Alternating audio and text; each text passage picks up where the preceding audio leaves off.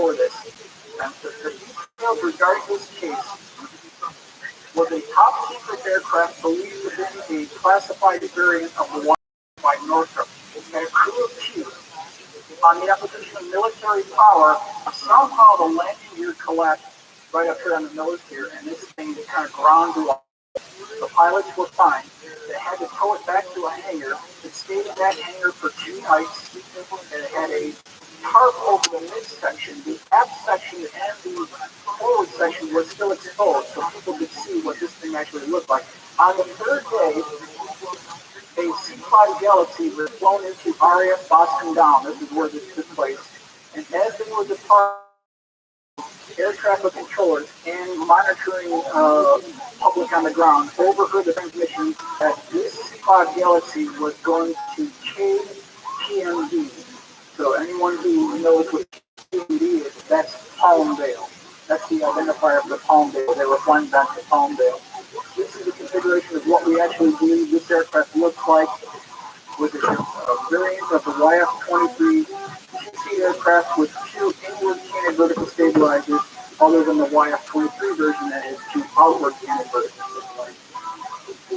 So, we get to the B-2 stealth bomber.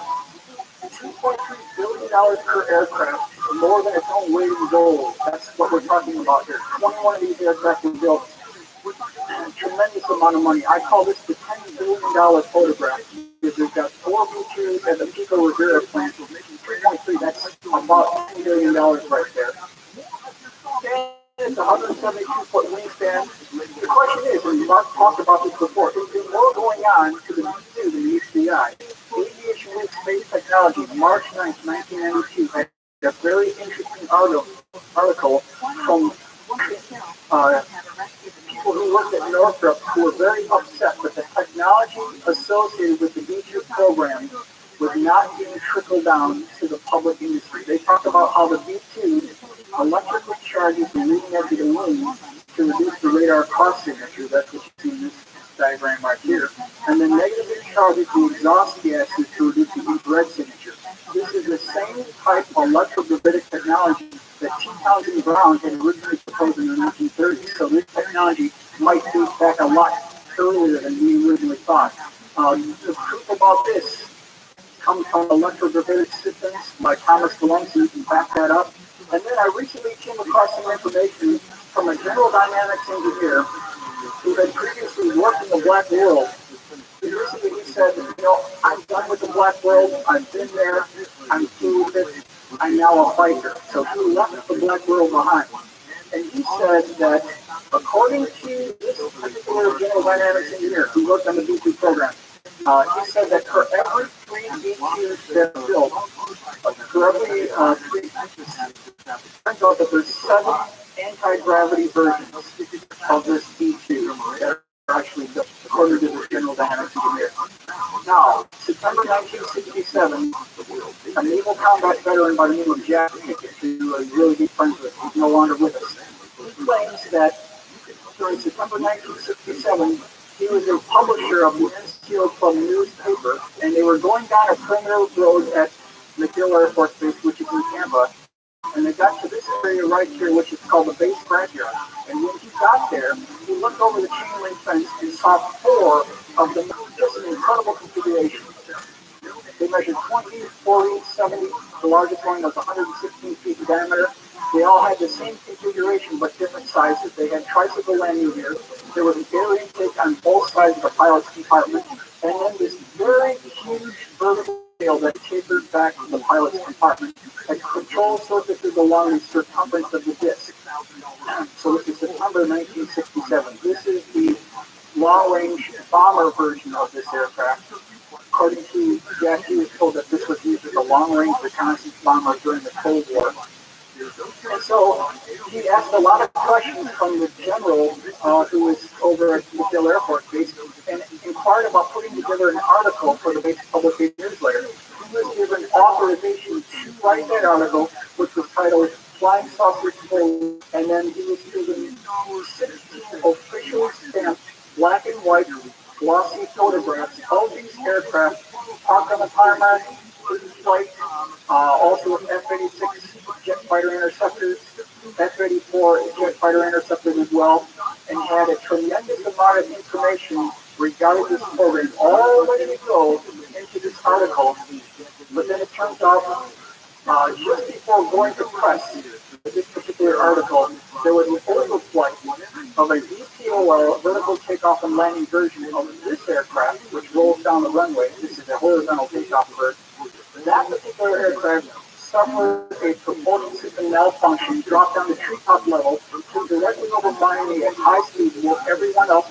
The next morning it was all over the newspapers, all over the news, and so he brought that newspaper into the general's office the next morning and saying, General, I think we've got a problem here, because I'm getting ready to declassify and release this jet-powered disc that you have at the scrapyard, but then you're denying the existence of this aircraft that flew over downtown Miami. What do you guys want to do about it? So that general contacted Alpha Air Force Base, contacted the Secretary of Defense and the Secretary of the Air Force, and according to the Secretary of the Air Force, it would be in the better interest of the Air Force to delay publication, and that's where this story died back in 1967. So we were within hours of getting the truth about one of our classified programs brought into the public domain within hours, but then it was canceled. So now we want to move on to flying triangles. They've been seen all around the world since at least 1974, without a doubt. We've got November 29th, 1989, Belgium was seen. January 5th, 2000, Southern Illinois. Area 51, Blue Lake, they've been seen almost in every country by every possible culture. So it's a worldwide phenomenon. We've got a case over here, the red one with this exhaust port here. We've got a case in Detroit. We've got Belgian cases. So a brief cross-section of these aircraft have been seen all around the world. The primary features of these triangles, they usually have a white light on the corner of each of the triangles. Some of these are between 200 and 300 feet across. This midsection is generally about 20 feet across. And then there's always this interesting structural work on the bottom and probably a red or amber light in the center of the bottom section of the craft. That's kind of the overall theme of what we see here. March 31st, 1999, Kirby, a very significant sighting. And if anyone in this room is scripted, I just invite you to look at this gentleman's testimony. Colin Saunders, you can Google him. He gave a really nice 20-minute lecture regarding this particular sighting. A very honest gentleman. I totally believe his case. He was with his family driving home at around 9:50 p.m. after dinner when they came across this particular craft. He saw the aft end of it first. It was tilted up at about 15 degrees, tipped up from the back end. And he said, he used the term that it looked like it was submerged underwater. That's how this actually moved underwater. Here's the view of what it looked like from the back end. He said it was totally silent, and then he said it had these very interesting raised box sections on the top of the craft. The exterior pictorial version of the exterior of the craft looked like a flowing liquid mercury. It was almost alive. And he said that it was his belief that these extruded sections here were part of a docking mechanism with a larger craft. So as this flew over, you can see the bottom of it. It also had these gray sections as well. And then as this thing flew over, you can see the forward section right here. Different views, but then way off into the far horizon, there was a much larger ship that had a red light on one side and a green light on the other side. He said that this particular aircraft appeared to be trying to dock with that larger craft. So that may be the reason for these interesting raised sections here. This thing was approximately 50 feet across in conjunction with a Cessna 172 that has a 27-foot wingspan. Here's Colin Saunders here. Here's his UFO model. And when I saw that UFO model, I said, wow, I want to have one of those. So I took his technical blueprint, and then in AutoCAD, I put together this schematic drawing here, which is a cardboard stock model, and I produced this for each and every one of you. So you can have a black and white version of this, so you can build your own UFO at home, which is an actual authenticated.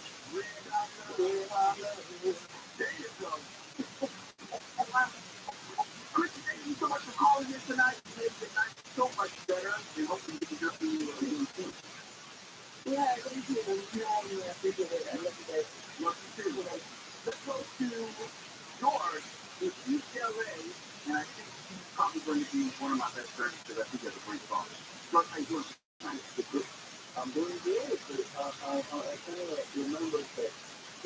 I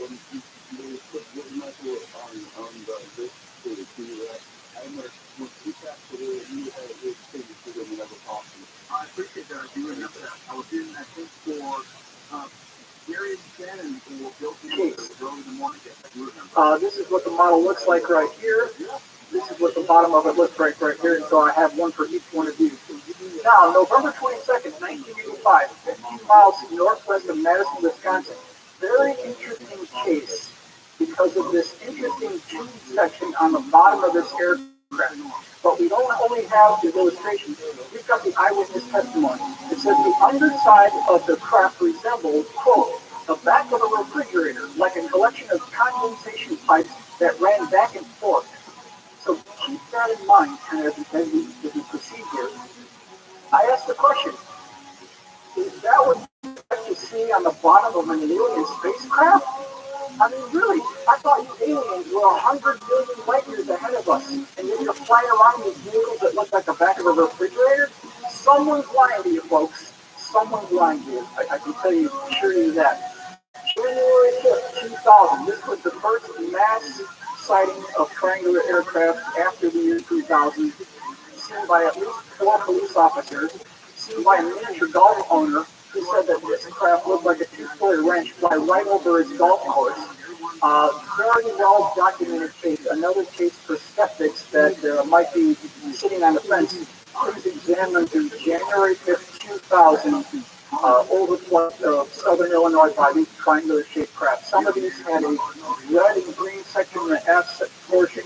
Always these white lights at each of the corners and then an amber or red light below the belly of the craft. Newspaper clipping service picked this up. It was seen over DuPont County, multiple counties within southern Illinois, not too far from St. Louis. May 23rd, 2001, Allen Park, Michigan. This gentleman saw this craft fly over his taxi, actually, blocked out the stars as it flew over. April 3rd through the 5th, 1975, Lumberton, North Carolina. This craft was seen by multiple police officers. It had an interesting cutout notch section in the back end of the triangle, red lights along the leading section here, and then a high-intensity white light that was shining down a beam onto the ground, seen by multiple eyewitnesses. This is the cutaway drawing here, and it shows you kind of an isometric view. This is the row of the lights on the leading edge of the craft. Again, this cutout section is another motif that we see throughout these different craft. Now, this is a very interesting case that I got from David Marler, who is the premier researcher in triangular UFOs. We don't have a date, but we know the location was Oregon. According to this eyewitness, this particular craft was about 180 feet across, large triangular-shaped craft with these round corners in this location here. According to the eyewitness, this particular craft parked itself covered about 20 feet above the river, the Little Putting River in Oregon, and then it started dropping down this 8 to 10 foot diameter metallic tube, went right into the river, started sucking up this water, and then he noticed that right next to the tube, water was coming out too. So the water's going up, water's coming down. And then he said there was a blue beam of light that exited off the left end of the craft. And then he said something very interesting. There was lights pulsating across the circumference here. And then there would look like these 3 landing gear legs that popped out of the bottom, but they weren't landing gear legs. He called them overflow valves because water was shooting out of these overflow valves. Then there were 3 orange orbs that popped out of the bottom of this thing. About 2 minutes later, after this had completed whatever it was doing, he said it sounded like a washer machine. These orbs merged back into the craft. This craft slowly took off, and then when it reached about an altitude of about 1,000 feet, this thing took off like a spark off a grinding wheel. So that was that particular, almost a USO case. Enormous turbine blade UFO. January 21st, 1997, Puerto Rico, also came from the David Marler files. Basically, a primary eyewitness saw this particular craft hover near his location. Now, if you look at the size, he estimates between 500 and 800 feet across. We're talking a massive ship here. Multicolored lights along the leading portion of the vehicle. Then he said it had this section on the bottom that had these rotating turbine blades. But it was his impression that these turbine blades were road to support this vehicle. So there's no way it could be the primary source of propulsion, according to the eyewitness. He also said that there was a strange being that had a pear-shaped head on a transparent cupola or dome section of this aircraft. 2 minutes after observing this aircraft, a black 4x4 vehicle pulled up right next to him. A security agent got out of that vehicle, started questioning about this particular craft. No sooner did that security agent start interrogating the primary eyewitness